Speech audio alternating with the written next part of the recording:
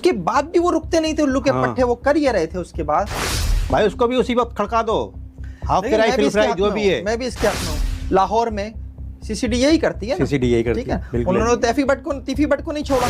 आप इन मुल्जिमान को अदालतों से सजाएं कराने में जब नाकाम हो जाते हैं तो आप इस तरफ जाते हैं। बिल्कुल सही बात है। एक्स्ट्रा जुडिशियल किलिंग के लिए जो भी मुझे तो लगता है कि प्रोसिक्यूशन में ज्यादा सुकून है। उन्होंने लाइन लगा दी है, लाइन लगा पिस्तौल। बिल्कुल। उसके नतीजे में हुआ क्या है, ख्वातीन को हरासानी के वाकयात का ग्राफ नीचे आ गया। बिल्कुल। वहाँ पर कोयटा में मार दिया उन्होंने, एसिड फेंका खातून पे, मरकजी मुल्जिम को उन्होंने पार कर दिया। ये ले जाने के बाद जो है ये उसके साथ ज्यादती करता था। इसके साथ इसका एक और साथी भी था। शहरियों ने डाकुओं को पकड़कर जिंदा जलाना शुरू कर दिया था। बिल्कुल ऐसे स्ट्रीट क्राइम के ग्राफ नहीं आते। जिस शख्स को आपको ये यकीन हो कि इसने किसी एक की भी जान ली है, मार दो। बिस्मिल्लाहिर्रहमानिर्रहीम, अस्सलाम वालेकुम। मैं अरमान साबिर, आप देख रहे हैं अरमान साबिर व्लॉग्स। आज मैं फ़हीम सिद्दीकी के साथ आपके सामने एक प्रोग्राम लेकर आया हूँ। उसका नाम होगा वीकली राउंड अप और वीकली क्राइम राउंड अप।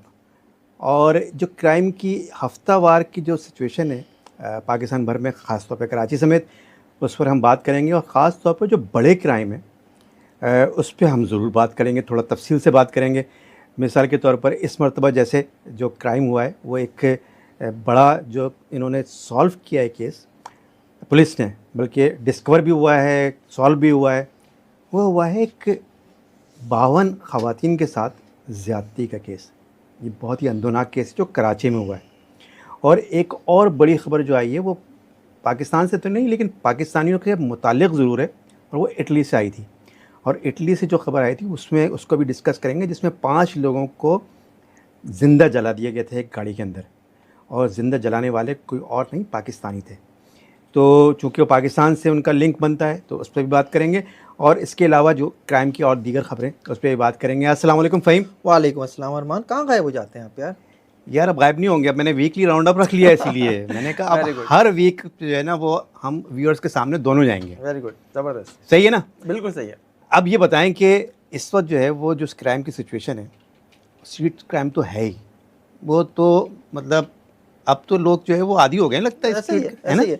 मैं तो कहता हूँ कराची का शायद ही वो कोई खुशनसीब तरीन आदमी होगा जो स्ट्रीट क्राइम का शिकार ना हो। हाँ सही बात है, बिल्कुल सही। लेकिन अभी इन्होंने 5 डाकू मारे हैं इन्होंने। अच्छी बात है, अच्छी बात है कि इन्होंने डाकू मार दिए, और ये पुलिस इनका एक स्टाइल भी है। लेकिन बात यह है मेरे भाई कि क्या इससे क्राइम रुक रहा है? क्या ये कोई तरीका है क्राइम कंट्रोल का? एक लम्हे के लिए इसको थोड़ा सा वो कर लेते हैं कि आप इन मुल्जिमान को अदालतों से सजाएं कराने में जब नाकाम हो जाते हैं तो आप इस तरफ जाते हैं। बिल्कुल सही बात है। एक्स्ट्रा जुडिशियल किलिंग के लिए जो भी कर लें। मैं तो ये कहता हूँ कि भाई आपका प्रोसिक्यूशन इतना मजबूत होना चाहिए कि आप इन मुल्जिमान के ख़िलाफ़ ऐसे सबूत अदालतों में पेश करें कि ये इन मुल्जिमान को अदालतों से सजाए मौत हो। चलें ठीक है, हमारा जो अदालती सिस्टम है उसके बारे में भी ये कहा जाता है कि कंप्रोमाइज्ड है, और बाज़ पुलिस अफसरान का ये जहन बना हुआ है कि वो जब मुल्जिमान को गिरफ़्तार करके अदालतों में पेश करते हैं तो वो अदालती मामलात में पाए जाने वाले जो सुकम हैं, जो प्रोसिक्यूशन के सुकम हैं, उनकी वजह से जो है वो कहीं ना कहीं उन्हें रिलीफ मिल जाता है, वो ज़मानत की सूरत में हो, वो बरियत की सूरत में। मुझे तो लगता है कि प्रोसिक्यूशन में ज़्यादा सुकम होता है बजाय इसके कि कानून में होते हैं इनकी प्रोसिक्यूशन। अब देखें ना, अब यहाँ डिस्कस करने वाला तो नहीं है, लेकिन पिंकी वाला केस देख लें, सबको पता है उसको लाहौर से उठाया है और शो कर रहे हैं कराची से। उसमें एक और भी बड़े मज़े की बात है ना। हाँ, वो जो उसके खिलाफ मुकदमा कत्ल का आपने बनाया है। हाँ? उस कत्ल के मुकदमे में आपका वो ये है कि जनाब एक शख्स है जो राहगीर है, जो मोटरसाइकिल पर जा रहा था, लाइंस एरिया का रहने वाला, बगदादी के इलाके से गुजर रहा था एक रोड से, सरादम शाह रोड से। तो उसे फुटपाथ पर रश नज़र आया, देखा कि लाश पड़ी हुई है। उसको लाश को उसने छिपा के ज़रिए जो है उठवा कर जो है वो थाने पहुँचाया। FIR में लिखा हुआ है नशई की लाश। ठीक है, जो शख्स हीरोइन पीने की वजह से, या फिर हीरोइन भी अफोर्ड पता नहीं कर सकता था, नहीं कर पाता था वो, और सस्ता हीरोइन का नशा करता था, उसके लिए आपने बाद में उसमें ये कर दिया कि जनाब उसके पास से पिंकी की गोल्डन डिबिया की कोकेन मिली जो 35,000 रुपए की है। यार तो सुकम तो जाहिर है, सुकम तो आप खुद उसका फ़ायदा तो जाहिर है आगे जाके पिंकी को होगा। एक और बताओ ना बात के, ये जो कोयटा वाला देखा है ना कि कोयटा में जो है वो एसिड अटैक हुआ था और उसमें डॉक्टर खातून के साथ जो वाक़या हुआ है, उसमें पुलिस ने उसको जो है ना वहीं पर भड़का दिया। ये एक खबर है जो कोयटा से भी है। लेकिन एक बात मैं उसको कनेक्ट करूँगा कराची वाले से। कराची में जो है वो एक बंदा पकड़ा जाता है, यहाँ 5 डाकू तो मार दिए उन्होंने स्ट्रीट क्राइम के। अब वो बंदा पकड़ा जाता है 52 ख़वातीन के साथ जिसने रेप किया है, सीरियल रेपिस्ट है, उसको तो पकड़ लिया उन्होंने, वो तो बाहर आ जाएगा, उसके केस साबित कैसे करेंगे? देखिए बात यही है, सबसे बहुत इंपॉर्टेंट बात आपने की, और ये चीज़ जो है ना मैं पंजाब में ख़ास तौर पे नज़र आती है। वहाँ एफएम में पिस्तौल चल जाता है ना, एक उन्होंने लाइन लगा दी है पिस्तौल, बिल्कुल। उसके नतीजे में हुआ क्या है, ख़वातीन को हरासानी के वाक़यात का ग्राफ नीचे आ गया, बिल्कुल ऐसे, ठीक है। वहाँ पर कोयटा में मार दिया उन्होंने, एसिड फेंका खातून पे, मरकज़ी मुलजिम को उन्होंने पार कर दिया। कराची में जिस वाक़े की आप बात कर रहे हैं, ये एक अजीब ही वाक़या है, मैं तो कहता हूँ इसमें रहम नाम की कोई चीज़ नहीं है। और ये बात मैं अपने या आपके लिए, पुलिस के लिए नहीं कह रहा, अब तो ज़ाहिर है वो मामला अदालतों में है, तो मैं तो ज़ाहिर है अदालत में भी, अदालतों के जो भी हमारे जजेस हैं उनसे भी कहूँगा कि रहम की यहाँ कोई गुंजाइश नहीं होनी चाहिए। क्यों नहीं होनी चाहिए अरमान? ये हमारा मुल्क जो है इस वक्त, ज़ाहिर है हम इस वक्त बहुत ही अजीब माहौल में हैं कि महंगाई बहुत ज़्यादा है, उसके नतीजे में जो है वो सिचुएशन ये आ चुकी है कि जो गरीब लोग हैं वो मज़ीद पिसते चले जा रहे हैं। बिल्कुल ऐसे। अब अगर घर में जो है किसी घर में ख़वातीन हैं तो वो भी मजबूर हैं जॉब करने के लिए। अच्छा, ऐसे में ख़वातीन क्या करती हैं, वो ये देखती हैं कि घर से ना निकलना पड़े, किसी तरह से कुछ ऐसी जॉब, ऐसा कोई काम मिल जाए। ये मुलजिम जो है ये इश्तिहार डालता था कि जनाब घर बैठे लाखों कमाएं। अब जिस खातून को वो इश्तिहार मिलता था, घर में उसके जो है मसाइल हैं, तंगदस्ती है, गुर्बत है, बच्चों की तालीम है, दसियों मसाइल हैं, वो जब ऐसा ऐड दिखती थी तो उस पर रब्ता करती थी। जब इससे रब्ता करती थी तो ये कहता था हाँ बिल्कुल आपको जो है आप जॉब कर सकती हैं, आप घर बैठे लाखों कमा सकती हैं, बस आपको एक दिन हमारे ऑफिस आना पड़ेगा ताकि हम आपकी एक आईडी बना सकें और उस आईडी की मदद से आप बाद में कंपनी के लिए काम कर सकेंगे। ख़वातीन जो है एक दिन कोई बात नहीं आ जाएंगी, एक दिन का सोच के जो है वो निकल आती हैं। ये उन्हें लोकेशन भेजता था, लोकेशन अमूमन होती थी ये मिलेनियम मॉल की।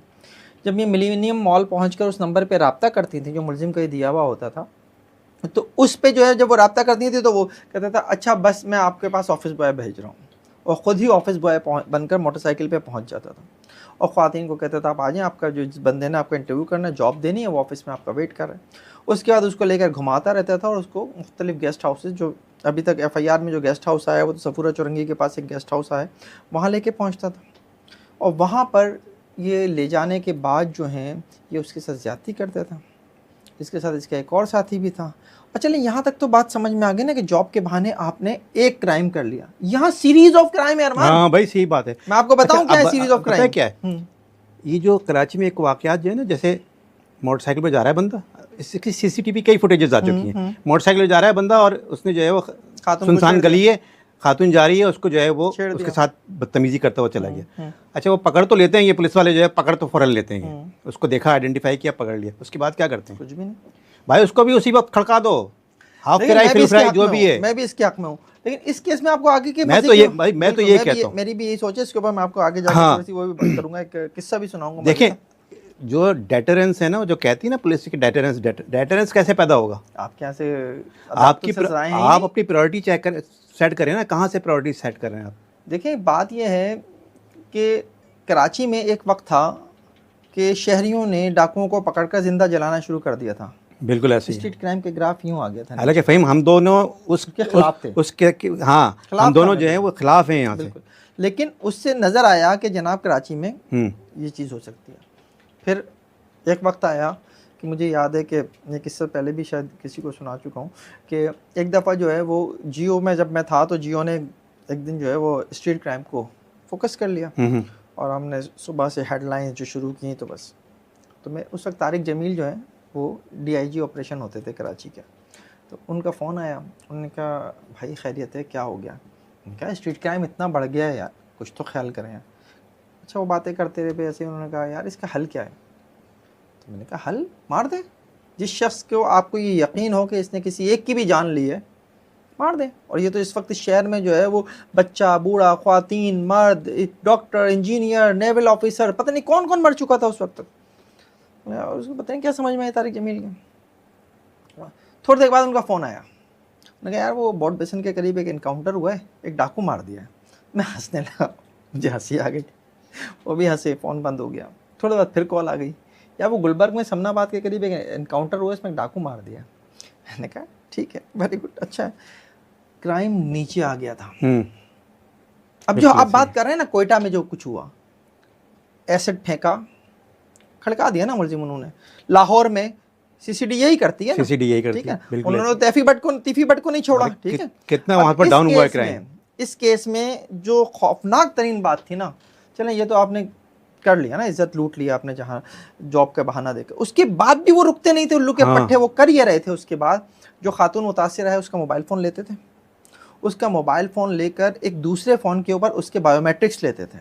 उन बायोमेट्रिक्स के ज़रिए जो है वो जैज़ कैश और उसके इजी पैसा अकाउंट्स बनाते थे। उसके बाद उस खातून को जाने, उसके शनाख्ती कार्ड की तस्वीर लेते थे, उसका उसे जाने देते थे। उसके बाद वो ये करते थे कि अब मोबाइल तो उसका उनके पास है, व्हाट्सएप हैक कर लिया, व्हाट्सएप हैक करके अब उसके फैमिली फ्रेंड्स को, दोस्तों को, सबको जो है वो मैसेजेस करते थे, पैसे मंगवाते थे। अब पैसे मंगवाने के लिए जो इजी पैसा और जैज़ कैश का अकाउंट देते थे वो उसी खातून का होता था। अब बहुत से लोग जो है कहते हैं हाँ यार पैसे मांग रही है, अपने ही अकाउंट दे रही है तो जेन्युइन ही होगा, किसी और के अकाउंट में तो नहीं मांग रही ना, लोग पैसे भी ट्रांसफ़र कर देते थे। 14 दिन के बाद वो खातून जब दूसरी सिम निकलवा कर अपना व्हाट्सएप जो है वो दोबारा एक्टिवेट करने में कामयाब हो जाती थी, तो उसके बाद वो उसे उसकी वीडियोज़ और तस्वीर भेजते थे। उसके बाद फिर उससे पैसों का मुतालबा करते थे, उसे ब्लैकमेल करते थे। एक सीरीज़ ऑफ क्राइम है। और एक एक लड़की ना कोई 2-2 ढाई लाख रुपए की मकरूज हो चुकी थी जो इनके चुंगल में फंसी थी। उसके बाद ये मैं अच्छी बात इनकी है कि इन्होंने ये केस, एक लड़की जिसको मैं सलाम पेश करता हूँ, उसने इस वाक़े के बाद जो चुप रहना मुनासिब नहीं समझा, वो पुलिस के पास पहुंच गई, मल्ली कैंट पुलिस के पास। पुलिस ने उसमें FIR दर्ज की। उसके बाद जो है उन्होंने वो नंबर निकाला। 52 लड़कियां जो कि सामने आई हैं, उनमें 52 लड़कियों में से एक जो है वो पुलिस के पास पहुंची, एक पुलिस के पास पहुंची। जब उसका उन्होंने उस FIR के बाद जब उन्होंने वो इश्तिहार देखा जो वो सोशल मीडिया पे पोस्ट करता था, तो उसमें जो नंबर था, जब उस पर रब्ता किया तो एक खातून का जिनका था उनके पास गया तो उन्होंने कहा हाँ वो मेरा तो मोबाइल छीन गया था मुझसे। ठीक, जाहिर है यही कहना चाहिए था उन्हें। और उसके बाद जो है पुलिस ने जो है वो मज़ीद रब्ता करने की कोशिश की ख़वातीन से, जब इस नंबर्स के ऊपर तो नहीं हुआ रब्ता। पता चला कि जनाब जो पहले ऐड पड़ा था वो भी उसके पास पहुंची, वो गार्डन के इलाके की थी। उसके भाई ने कहा कि हाँ मेरी बहन का मोबाइल तो कुछ अर्से पहले छिन गया था। अब ये था कि मुलजिम तक कैसे पहुंचा जाए। फिर पुलिस ने उसे बाकायदा ट्रैप किया, जाल बिछाया उसके लिए। एक लड़की के ज़रिए उसी फ़ोन नंबर के ऊपर कॉल कराई, उसको कहा कि जॉब चाहिए, उसने जॉब दी। उसने कहा, उसने तो सोचा कि नई चिड़िया फंस रही है। उसने कहा कि मैं आपको लोकेशन भेज रहा हूँ, कल आप आ जाइएगा। वही लोकेशन उसने मिलीनियम मॉल की भेजी, खुद ही वही मोटरसाइकिल पे आके लेने आया। पुलिस पहले से मौजूद थी, वहीं धर लिया उसको, धर लिया। उसके बाद उसके मोबाइल से 52 केसेस सामने आए। 7 FIR हुई हैं उसके ऊपर अभी तक, लेकिन उसमें से सिर्फ 2 FIR जैसी हैं जिनमें रेप का जिक्र है, बाकी जाहिर है अच्छा नहीं आती लोग, नहीं आते। अच्छा, यहाँ तो ख़वातीन का मामला है कि ख़वातीन को किस तरह से फंसाया गया है। यार ये जो बाहर जाने का चक्कर है ना, उसमें भी बड़ा मतलब लोग लाखों देकर फंसते हैं यार। ऐसा ही है, ऐसा ही लाखों रुपए देके फंस जाते हैं। देखिए ये पूरी माफियाज है ना अभी जो काम कर रही हैं। अभी इटली में देखो ना क्या हुआ है, खौफनाक, जिंदा जला देने का वाकया, जिंदा जला दिया यार। और इटली की माफिया तो वैसी यार बेरहमी के लिए अच्छा, मशहूर है। इटली में माफिया तो ठीक है, इटली की माफिया तो है ही है, लेकिन इटली की माफिया में है कौन? पाकिस्तानी नेशनल्स। 2 पाकिस्तानी पकड़े गए हैं, बिल्कुल ऐसा। और उनकी दीदा दिलेरी देखें कि कैमरे लगे हुए हैं, उसके बावजूद उन 5 को जिंदा जलाने की कोशिश की। उसमें तो एक बच गया, तो वो सारी कहानी खुल गई। बहुत खौफनाक है, बहुत खौफनाक है। कहीं नहीं बख्शते। जहाँ जहाँ ये माफियाज हैं उसमें ये तो नहीं आप कह सकते कि हर जगह से पाकिस्तानी हैं। इटली की और सिसिलियन माफियाज ये तो खैर बड़ी मशहूर माफियाज हैं जो लेकिन यहाँ से सालों से काम कर। पाकिस्तानियों को भी चाहिए कि ये जो भी जा रहे हैं यहाँ से लोग जो लीगल जा रहे हैं, ख़ास तौर पे इलीगल जो लोग जा रहे हैं, वो लाखों रुपए 20-20, 25-25, कुछ लोग तो 50 लाख रुपए तक दे के जाते हैं यहाँ से। जनाब ये सेंट्रल पंजाब से और अपर पंजाब से तो बहुत होता है ना, बहुत ज़्यादा होता है। गुजरात के तो एजेंट्स जो हैं इसमें बहुत ज़्यादा इन्वॉल्व भी हैं। और वहाँ तो एक बड़ी अजीब सी बात है ना, वहाँ पे होता क्या है सेंट्रल पंजाब में, अब अगर किसी फैमिली का कोई एक शख्स जो है वो अगर यूरोप के किसी मुल्क में पहुँच गया और वहाँ उसने कमा लिया, वो पैसा उसने पाकिस्तान भेजा, तो अब घर तामीर होगा बड़ा शानदार सा। घर के तामीर होने के बाद अब वो यूरोप के जिस शहर में, उस शहर का जो मोनूमेंट है वो उस घर के ऊपर बनेगा, दूर से नज़र आता है। अब जो जेलेसी होती है फिर, अब वो क्या कहते हैं, शरीका नु आग लग गई, तो शरीका नु आग लग जाती है। जब शरीका को आग लगती है तो उसके बाद जो है वो बाकी लोग जो हैं वो फिर इसी कहते हैं, देखें यार वो तो केड़ा कामयाब ने। फिर उधर एक लाइन लगती है, वहाँ पे लोगों ने अपने बच्चे गंवाए हैं कश्ती के हादसात में, इसमें उसमें रास्तों में, उसके बाद अगले बच्चे को भेजने के लिए वो एजेंट को पैसे देते हैं, या एजेंट से पैसे वापस नहीं मांगते, या एजेंट उन्हें ये कहता है कि जी ठीक है तो बच्चा नहीं पहुंच सका ना, कोई गल नहीं, दूसरा बच्चा दे दो मैं उसे भेज दूंगा। लोग भेजते हैं, देते हैं एजेंट को अपना दूसरा बच्चा। बिल्कुल है, बहुत अफसोसनाक बात है, अफसोसनाक सूरत है। वो जब जाते हैं वहाँ पे तो फिर ऐसे ही लोगों से राब्ते होते हैं। कैसे पॉसिबल है कि यार आप यूरोप गैर कानूनी तरीके से जाएं और उसके बाद जो है आप महीनों में इतना कमाएं कि घर भी जो शानदार बन जाए, उस पर मोनूमेंट भी बन जाए। हाँ, डेफिनेटली वो फिर जाके ऐसी माफियाज के हत्थे चढ़ते हैं। बिल्कुल ऐसे ही है, बिल्कुल ऐसे ये सिचुएशन है, ये क्राइम की सिचुएशन है इस हफ्ते की हमारी। और अगले हफ्ते फिर दोबारा हाजिर होंगे आप लोगों के साथ। आपका फ़हीम बहुत बहुत शुक्रिया, ऑलवेज वेलकम। और ये क्राइम राउंड अप इंशाल्लाह कोशिश हम करेंगे कि हर हफ्ते जो है वो आपके सामने पेश करते रहें। इंशाल्लाह ताला अगले हफ्ते फिर मुलाकात होगी, ख़ास तौर पे क्राइम राउंड अप में। इसके अलावा किसी और वीडियो में मुलाकात होती है। बहुत शुक्रिया, खुदा हाफिज़।